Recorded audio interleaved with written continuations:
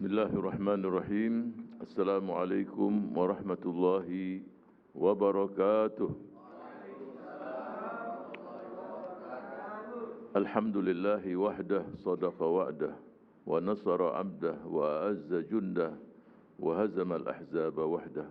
Ashhadu an la ilaha illallah ilahul awwalina wal akhirin wa ashhadu anna Muhammadan abduhu wa rasuluh as-sadiqul wa'dil amin. Allahumma salli wa sallim wa barik alaihi wa ala alihi wa sahbihi wa man ittaba'a hudahu ila yaumiddin, amma ba'd.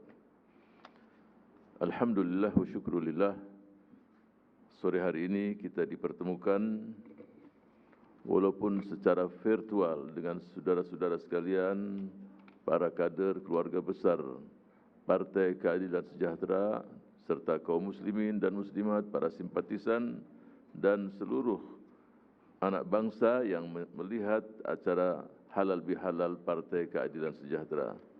Saya memulai dahulu dengan mengucapkan minal aidin wal faizin, taqabbalallahu minna wa minkum salihal amali wa ta'at.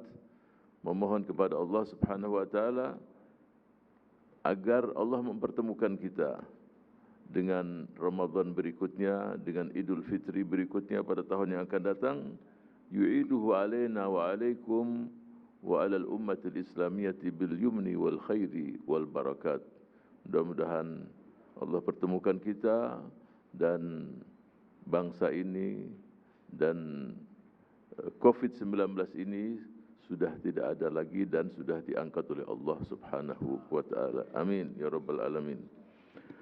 Walaupun kita bertemu secara virtual, saudara-saudara keluarga besar Partai Keadilan Sejahtera, kaum muslimin dan muslimat, saya yakin hati dan pikiran kita insyaallah selalu berdekatan dan bersatu. Dalam kondisi yang kita hadapi saat ini, saya mendapatkan data pada tanggal 9 Juni dari gugus tugas nasional COVID-19, yaitu yang positif 33.076 dan 19.739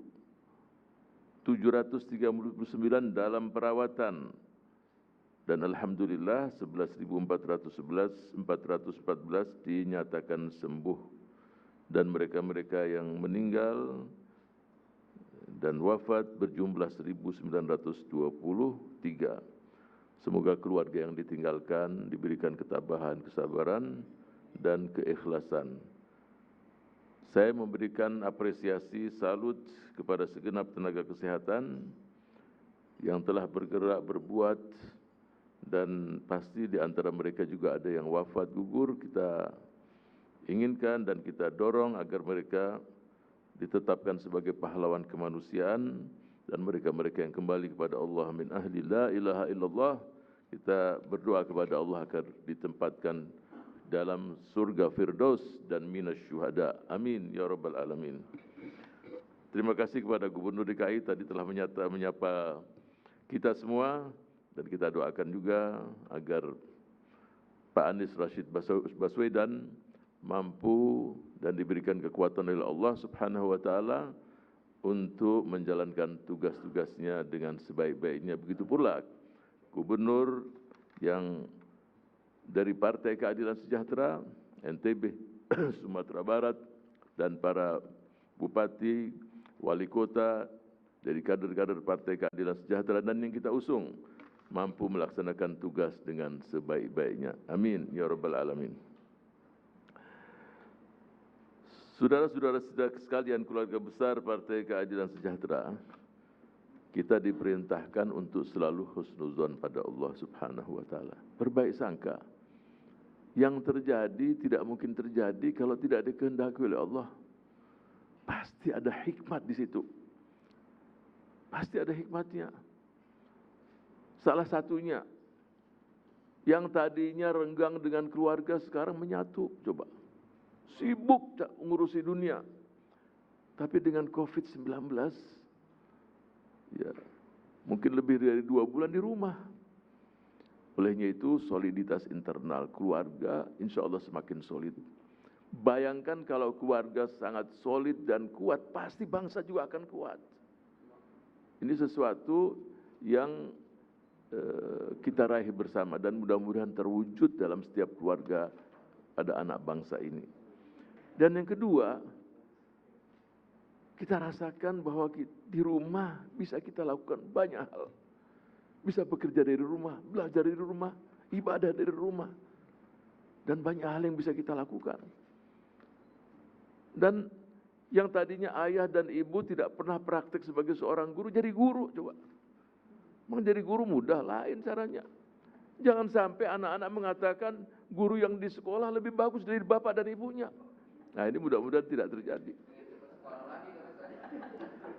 Kalau anak-anak mengatakan guru yang di sekolah lebih bagus, nah ini bapak dan ibu pun harus mengintrospeksi diri. Mesti yang dibanggakan oleh anak-anaknya adalah ayah dan ibunya. Dan kita sekarang dalam kondisi new normal. Ini pakai bahasa Inggris lagi. Apa enggak ada bahasa Indonesianya?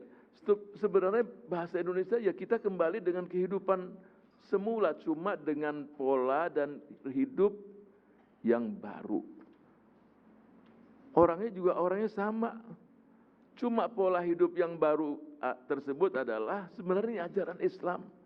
Pola hidup bersih dan sehat. Apa itu? Cuci tangan, bersih. Bangun tidur saja kita diajarkan oleh baginda Rasul Sallallahu Alaihi Wasallam untuk cuci tangan. Coba. Sebelum ada COVID-19, saya membaca beberapa tulisan ketika saya di Eropa. Bangsa yang paling bersih adalah umat Islam. Daerah mana? Bosnia, daerah itu hampir 96% bersih. Ada beberapa negara tidak perlu saya sebutkan, itu nilainya 5. Sebenarnya yang mampu dan punya imunitas dengan wabah COVID-19 ini, ya insya Allah mereka-mereka yang selalu bersih. Jadi kalau new normal, itu adalah karakter kita. Cuci tangan. Cuci tangan gak ada kaitannya dengan makan dan minum. Jangan dianggap kalau udah cuci tangan, makan lagi. Cuci tangan, makan lagi. Nanti Ustadz 2 kali, 10 kali cuci tangan terus gak ada. Bersih. Apalagi kalau mau makan, memegang sesuatu yang akan dimakan, ya harus dicuci. Cuci tangan, jadi aturan-aturan yang sudah diperintahkan dan merupakan aturan yang baku, itulah pola hidup baru, pola hidup sehat. Nah, itu harus kita jalankan, itulah hidup baru. Tradisi baru, jaga jarak, gunakan masker. Nah, kalau saya sekarang memang nggak menggunakan masker. Sebab kalau pakai masker pun dia suara nggak jelas juga nanti. Ya, apalagi juga antum semua saudara-saudara nontonnya juga lewat TV juga. Jadi memang sangat jauh dan insya Allah aman lah. Berikutnya yang ingin saya sampaikan adalah tadi sudah disampaikan oleh Presiden. Saya berikan apresiasi penghargaan jazakumullahu khairal jaza atas kerja keras khidmat pelayanan kepada masyarakat. Tadi sudah disebutkan bukan terkumpul dana 90 miliar, tapi pasti kerja keras, keikhlasan, isar, mendahulukan kepentingan yang lain pada kepentingan diri sendiri. Ini semua insya Allah dicatat dalam mizan, dalam timbangan kebaikan saudara-saudara sekalian, dalam timbangan kelak di akhirat nanti. Dan kita tahu banyak hadis-hadis yang menjelaskan kalau seseorang keluar dari rumahnya membantu orang yang susah. Dan ini kalau kita mau dapatkan hadis ini dalam kumpulan hadis-hadis sahih jilid 2 halaman 608. Pahalanya melebihi dan lebih afdal daripada iktikaf di Masjid Rasulullah sallallahu alaihi wasallam sebulan lamanya. Coba. Bagaimana kalau setiap hari keluar sampai 3-4 kali? Pahalanya besar. Saya dalam pengajian Selasa, saya pernah katakan, kunna na'lamu wa la na'mal.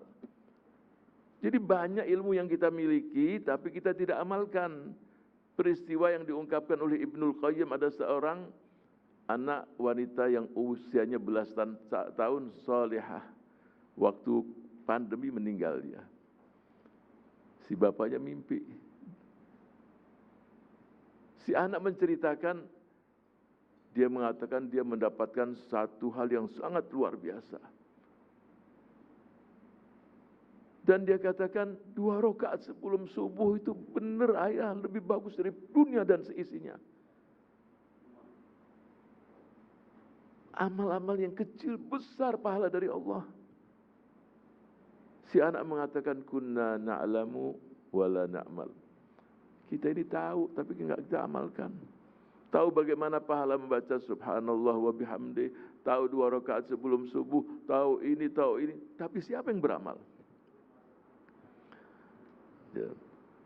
Itu peristiwa ini diungkapkan oleh Ibnul Qayyim dalam tulisannya, dalam bukunya. Berikutnya yang ingin saya sampaikan adalah bangun tali silaturahim. Artinya tadi sudah memberikan bantuan dan itu insya Allah tanpa bersentuhan, bahkan digantung, dan banyak terjadi banyak negara. Ya, cuma cara kita dengan digantung. Ya digantung bukan karena isinya sedikit, enggak. Tapi ya memang ngambilnya mudah mungkin. Di negara lain ditaruh di jalan-jalan. Ya, banyak cara. Ada negara lain ditaruh di depan rumah, tergantunglah. Yang penting bukan dari isinya, tapi keikhlasan dan semangat untuk saling berbagi. Ini yang mahal. Dan inilah sifat gotong royong, tolong menolong yang ada pada bangsa ini. Yang ini harus kita pertahankan, kita tingkatkan. Sehingga kita bangun tali silaturahim. Walaupun membangun tali silaturahim itu sendiri dalam kondisi tertentu berat, mungkin bisa disepelekan, mungkin didengar kata-kata yang tidak bagus, dia harus sabar. Ibarat jarum dan benang, meskipun menusuk dan menyakitkan, tapi menyatukan apa yang sudah terpisah. Sakit, tapi menyatukan. Jadi ketika silaturahim mungkin ada kata-kata, ya udah sabar. Tapi yang terpisah pun menjadi satu. Jangan kita bergerak seperti gunting. Meskipun kelihatannya lurus, tapi dia memisahkan yang bersatu untuk lurus, tapi terpisah. Jadi banyak masalah yang kita hadapi di masyarakat. Contoh umpamanya, kalau kuku seseorang itu panjang, kukunya panjang. Penyelesaiannya adalah yang dipotong kukunya, jangan jarinya. Bisa-bisa panjangnya kuku itu lebih panjang dari jari, potong jari, itu keliru. Menyelesaikan ini contoh ibarat kalau kita punya masalah dengan seseorang. Potong masalahnya, jangan potong silaturahimnya. Jadi masalahnya dipotong. Jadi banyak hal-hal yang kita hadapi di masyarakat. Jangan terus malah silaturahim dipotong. Masalahnya apa? Itu yang kita potong. Potong kukunya, jangan jarinya. Jadi ketika berinteraksi, bersilaturahim, kunu kal asjar, pasti dalam kehidupan itu sendiri banyak yang tidak enak. Kalau tanaman pohonan saja mampu bersabar bahwa memberikan yang terbaik, masa kita nggak bisa lebih dari tanaman? Rindang banyak buah, dilempari dengan batu, dibalas dengan buah. Kalau pohon mampu melakukan itu, kita manusia harus lebih dari itu. Yang berikutnya yang ingin saya sampaikan adalah pertahankan capaian-capaian yang sudah kita capai di bulan suci Ramadan. Masing-masing kita tahu. Saya dapatkan seseorang kemarin ketemu mampu, dia bukan hafal Quran. Dari pagi sampai sebelum maghrib khatam Quran. Ini cerita orang-orang lama ini muncul saat ini. Walaupun saya nggak tanya tajwidnya bagaimana. Tapi yang jelas pasti bacaannya lancar nih orang ini. Sampai. Dan akhirnya setelah bulan suci Ramadan mampu masih mempertahankan sehari sampai 3-4 juz. Ada yang 5 juz, ada yang 10 juz, ada yang 3-4 hari, 5 hari khatam Al-Quran. Yang tadinya sebelum ada Covid tidak pernah khatam Quran, coba. Setelah ada Covid-19, 3 kali khatam, 4 kali khatam. Jadi peristiwa ini juga banyak cerita. Sebab di rumah mau kemana, keluar juga nggak bisa keluar. Mau sibuk makan bulan puasa, baca Quran. Bahkan yang tertatih-tatih membaca Al-Quran, terbata-bata, jadi lancar coba. Kemarin dalam majelis selesai saya ceritakan, ada seorang ibu usia 45 tahun baru semangat belajar Al-Quran. Tinggal di Ciputat, belajarnya di Istiqlal. Gak punya mobil, suaminya mengizinkan terus tiap hari. Sampai dia fasih.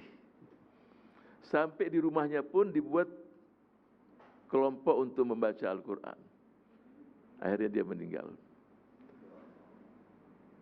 Suaminya menyusul 3 tahun berikutnya. Kalau tradisi di Betawi ada tanah luas dikubur di situ. Cuma suaminya mengatakan kalau aku meninggal biarlah aku dengan istri dipindahkan di tanah kusir. Ketika digali utuh jenazah istrinya.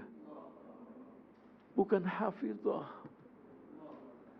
Kain kafannya utuh coba.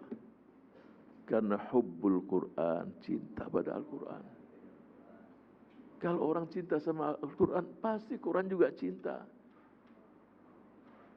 Cinta itu adanya di hati, nggak bisa. Ya. Dan Ramadan pun demikian, yang berpisah dengan Ramadan dengan tetesan air mata. Ramadan tahu. Dan Ramadan pun tahu ini tetesan air mata apa, dia ngerti juga.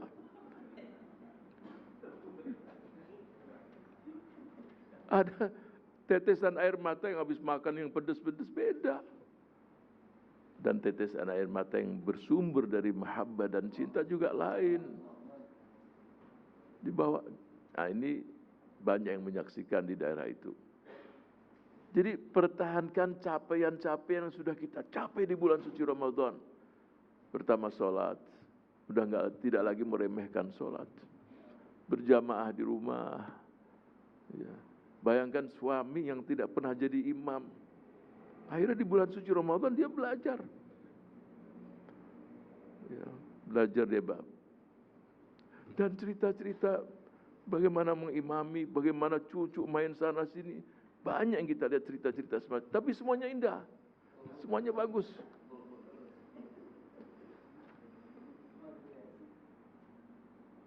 Dan anak pun dia akan keluar.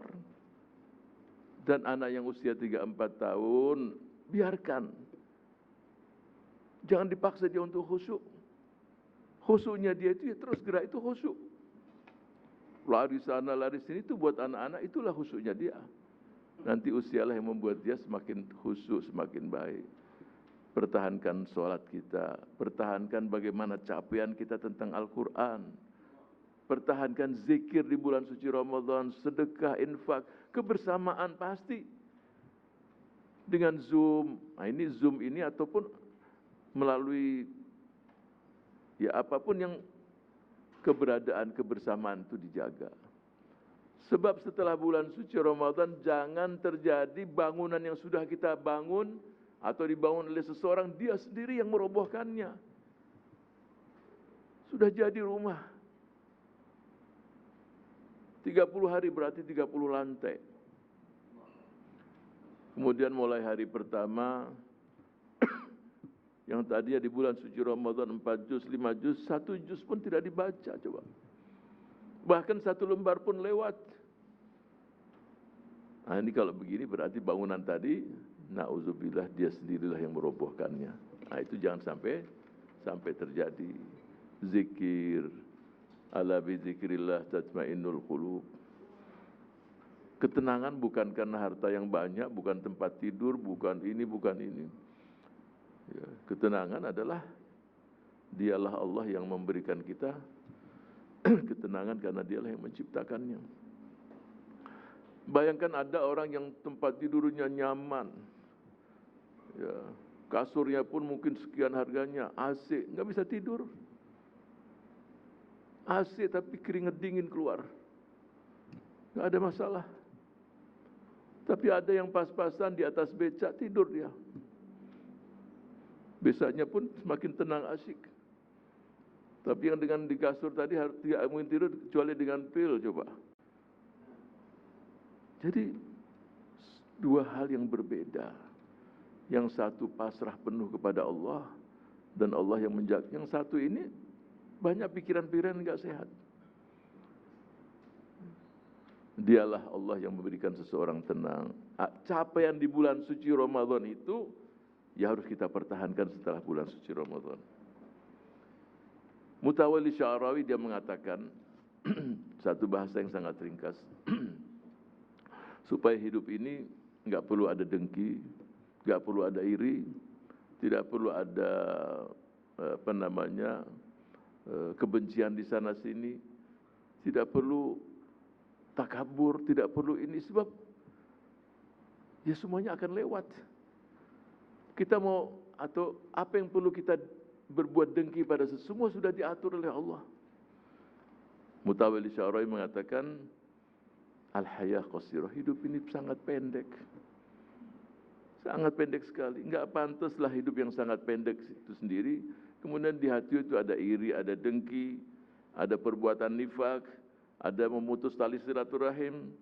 Besok ini hanya jadi cerita saja. Olehnya itu perbanyak senyum. Berikan senyum di sana sini. Yang penting jangan senyum sendirian. Senyum. Buat orang lain tersenyum. Walaupun sendirian pun enggak ada masalah. Mengenang sesuatu, asal jangan sering-sering aja. Buat orang lain tersenyum. Maafkan walaupun orang berbuat salah, kasih maaf. Ya. Sebab fala na'lamu, kita enggak tahu semuanya kapan kita akan meninggalkan dunia ini. Jadi buat orang lain tersenyum, buat orang bahagia. Bayangkan yang tadinya sedih, kemudian membuat dia tersenyum, tidak mesti dengan uang, bisa dengan kata-kata. Mungkin itulah yang membuat orang tadi masuk surga, coba. Wala tastasghir hasanatan, jangan nyepelekan kebaikan walaupun kecil. Fa innaka la tadri, engkau tidak tahu kebaikan apa yang membuat kamu masuk surga. Jangan dianggap harus yang besar-besar, mungkin yang kecil tapi besar di sisi Allah Subhanahu wa taala. Mungkin dianggap oleh seseorang besar untuk diri, kenyataannya enggak ada nilainya di sisi Allah. Karena di situ ada unsur riya, bukan karena Allah dan seterusnya. Kemudian yang terakhir, ada beberapa hal yang saya ingin ingatkan diri saya dan saudara-saudara keluarga besar Partai Keadilan. Jangan menyikapi sesuatu itu dengan terburu-buru. Perlu kehati-hatian, perlu tarayus. Saya kasih contoh. Kita dapatkan hampir 7 ayat dalam 7 surat menjelaskan Allah Subhanahu wa taala ciptakan alam semesta ini dengan sittatu ayyam. Khalqus samawat, dengan sittatu ayyam itu bukan 6 hari, tapi 6 masa. 6 tahapan. Pertanyaan sederhana, mudah bagi Allah untuk menciptakan alam semesta ini dengan kun fayakun. Jadi pasti ada hikmat di situ. Ya. Dan yang paling tahu detailnya hanya Allah Subhanahu wa taala. Dan banyak ulama-ulama kita menjelaskan 6 tahapan, ini. Artinya, kemudian dalam ayat yang lain lagi dalam surat An-Nahl, surat yang ke-16, ata amrullah fala tasta'jiluh. Itu. Jadi keputusan Allah itu sudah pasti, jangan engkau membuat sesuatu yang tergesa-gesa. Kemudian ditutup ayat tadi dengan wasbir wa ma sabruka illa billah. Diperintahkan untuk sabar. Antara jangan tergesa-gesa dan sabar pasti banyak hikmat di situ. Yang ingin saya garis bawahi adalah jangan terburu-buru dalam bersikap, lihat dampaknya yang akan terjadi untuk diri kita, untuk saudara-saudara kita, untuk partai itu sendiri. Perlu tarayus, tidak terburu-buru dalam menyikapi banyak masalah. Banyak contoh. Rasulullah SAW menjelaskan kepada kita, ma balu qaumin, kenapa ada satu kaum yang melakukan 1, 2, 3. Apalagi berkaitan dengan orang tertentu, nama tertentu, tokoh tertentu, harus hati-hati jangan sampai menyinggung. Banyak cara kita untuk memberikan nasihat, memberikan masukan, bisa langsung, bisa yang sifatnya isyarat-isyarat yang tidak menuju pada orang-orang tertentu. Kemudian sebagai tambahan juga sebelum saya tutup, kita pasrah sama Allah. Yang penting tadi sudah ada arahan dari Presiden, poin-poin, lakukan, ikhtiarkan. Ya. Tapi jangan lupa bahwa yang memutuskan segala sesuatu adalah Allah Subhanahu wa Ta'ala. Imam Al-Junaid, dia mimpi melihat, diperintahkan, kamu sekarang pergi, di mana kendaraanmu, keledaimu itu berhenti, bantu orang tadi. Bangun Imam Junaid. Imam Junaid hidup di masuk abad ketiga, 215 Hijriah sampai 297. Ini sebagai penutup. Sampai dia bangun, dia bawakan bantuan uang 100 dinar. 100 dinar. Orang tadi menangis, bersyukur, enggak dianggap ini uang. Sampai Imam Junaid mengatakan, wahai saudaraku, kalau kurang, kamu cari namaku, nanti aku bantu lagi. Kamu keliling di kota Baghdad, tanya mana Al-Imam, mana Junaid. Gitu aja sudah, Imam Junaid. Terus orang tadi menilai, amajnunun anta ya Junaid, kamu orang gila ya? Yang membuat kamu datang ke sini bahwa ini semua dialah Allah, kenapa saya cari kamu? Amajnunun anta ya Junaid, kamu ini orang gila ya? Kamu ini sekarang datang ke sini, siapa yang merintahkan kamu semua bawa uang ini? Terus saya suruh cari kamu di pelosok-pelosok kota Baghdad. Itulah kepasrahan seseorang kepada Allah Subhanahu wa Ta'ala. Ramadan dan bekal yang kita bawa di bulan suci Ramadan dan kita pertahankan adalah kita pasrah kepada Allah. La haula wala quwata illa billah. Hasbunallah wa ni'mal wakil. Asal kita berbuat dulu. Setelah itu kita serahkan segala urusan kepada Rabbus samawati wal ard. Dialah yang mengatur segala-galanya dan sudah diatur semua oleh Allah di Al-Lauhul Mahfuz. Tapi ikhtiar terlebih dahulu. Mudah-mudahan dengan halal bihalal ini ada beberapa hal yang ingin saya garis bawahi. Pertahankan capaian-capaian kita di bulan suci Ramadan. Apa saja kebaikan, pertahankan. Pasti akan melihat sekian banyak keajaiban dalam hidup kita. Kalau kita mencintai Allah, pasti Allah akan mencintai kita. Ada seseorang pakai kursi roda terjatuh. Ini cerita penutup lah. Kemudian ada kuda di situ. Kursi roda tadi ditarik, orang tadi sudah nggak bisa berdiri. Si kuda tadi tertidur, membaringkan diri. Naiklah orang tadi di atas kuda, kemudian dia bangun. Artinya kuda pun punya perasaan rahman, sifat kasih kepada manusia. Bagaimana Allah Subhanahu wa Ta'ala kepada hamba yang beriman? Pasti dan pasti dan pasti. Satu rahmat dibagikan pada seluruh alam semesta ini, saling mengasihi, saling mencintai, dan 99-nya Allah berikan untuk mereka-mereka yang beriman kelak di akhirat. Mudah-mudahan kita termasuk mereka-mereka tersebut yang mendapatkan kasih sayang Allah Subhanahu wa Ta'ala. Wallahu muwaffiq ila aqwamit thoriq. Mudah-mudahan Allah Subhanahu wa Ta'ala menerima ibadah shaum kita, ibadah yang kita lakukan di bulan suci Ramadan, dan Allah pertemukan kita dengan Ramadan dan Idul Fitri berikutnya. Amin ya mujibas sa'ilin. Wassalamualaikum warahmatullahi wabarakatuh.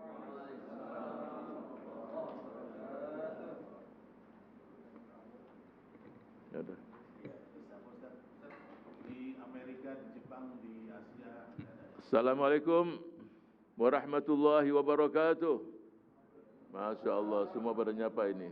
Insya Allah Allah pertemukan kita lagi dalam acara berikutnya. Wah, tangan ini bergerak semua. Anak kasih 2 tangan deh. Insya Allah. Amin, amin. Kabul, kabul. Kabul. Masya Allah. Assalamualaikum warahmatullahi wabarakatuh.